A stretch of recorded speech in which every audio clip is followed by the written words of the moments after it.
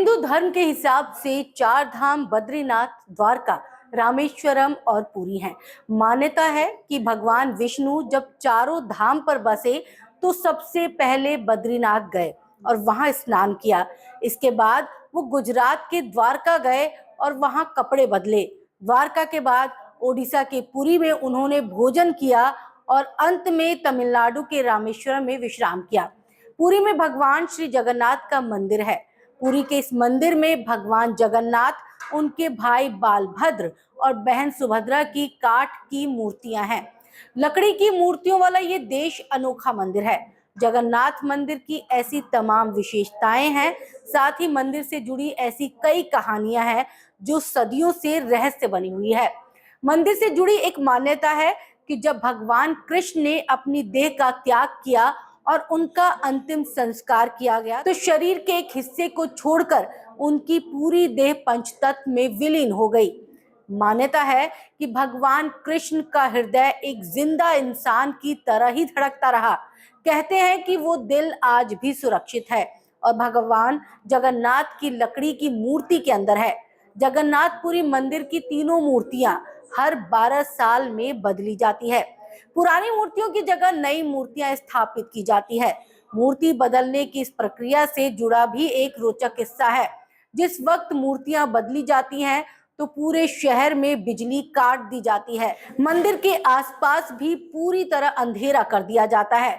मंदिर के बाहर भी सीआरपीएफ की सुरक्षा तैनात कर दी जाती है। मंदिर में किसी की भी एंट्री पर पाबंदी होती है। सिर्फ उसी पुजारी को मंदिर के अंदर जाने की इजाजत होती है जिन्हें मूर्तियां बदलनी होती है। पुजारी की आंखों पर भी पट्टी बांधी जाती है, हाथों में ग्लव्स पहनाए जाते हैं। इसके बाद मूर्तियां बदलने की प्रक्रिया शुरू होती है। पुरानी मूर्तियों की जगह नई मूर्तियां लगा दी जाती है, लेकिन एक ऐसी चीज है जो कभी नहीं बदली जाती। ये है ब्रह्म पदार्थ। ब्रह्म पदार्थ को पुरानी मूर्तियों से निकालकर नई मूर्ति में लगा दिया जाता है।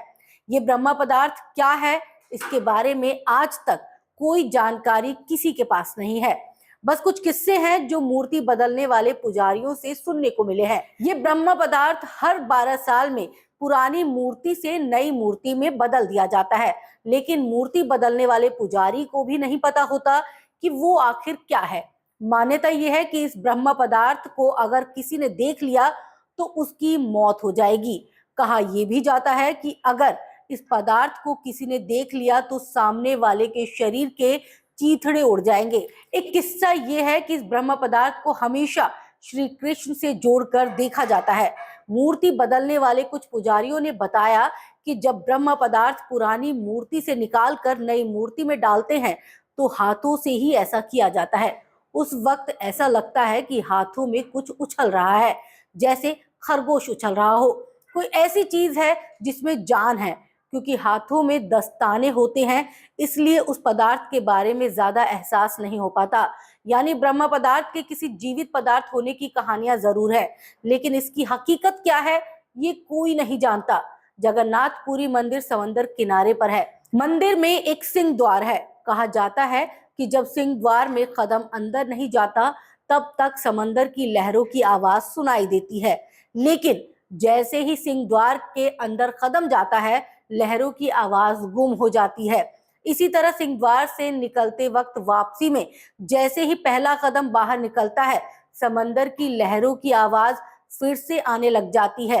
ये भी कहा जाता है कि सिंह द्वार में कदम रखने से पहले आसपास जलाई जाने वाली चिताओं की गंध भी आती है, लेकिन जैसे ही कदम सिंह द्वार के अंदर जाता है ये गंध भी खत्म हो जाती है। सिंह द्वार की ये रहस्य भी अब तक रहस्य ही बने हैं। आमतौर पर मंदिर, मस्जिद या किसी बड़ी इमारत पर पक्षियों को बैठे हुए देखा जाता है, लेकिन जगन्नाथ मंदिर पर कभी किसी पक्षी को उड़ते हुए नहीं देखा गया। कोई पक्षी मंदिर परिसर में बैठे हुए दिखाई नहीं देता। यही वजह है कि मंदिर के ऊपर से हवाई जहाज, हेलीकॉप्टर के उड़ने पर भी मनाही है। जगन्नाथ मंदिर करीब 4 लाख वर्ग फीट एरिया में है। इसकी ऊंचाई 214 फीट है।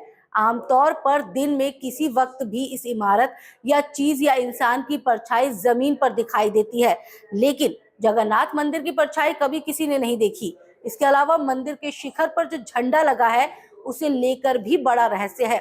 इस झंडे को हर रोज बदलने का नियम है। मान्यता है कि अगर किसी दिन झंडे को नहीं बदला गया तो शायद मंदिर अगले 16 सालों के लिए बंद हो जाएगा। इसके अलावा ये झंडा हमेशा हवा की विपरीत दिशा में उड़ता है। मंदिर के शिखर पर एक सुदर्शन चक्र भी है। कहा जाता है कि पुरी के किसी भी कोने से अगर इस सुदर्शन चक्र को देखा जाए तो एक जैसा दिखता है। वहीं जगन्नाथपुरी के रसोई से जुड़ा एक रहस्य ये भी है कि यहाँ चाहे लाखों भक्त आ जाए, कभी प्रसाद कम नहीं पड़ता। लेकिन जैसे ही मंदिर का गेट बंद होने का वक्त आता है, प्रसाद अपने आप खत्म हो जाता है।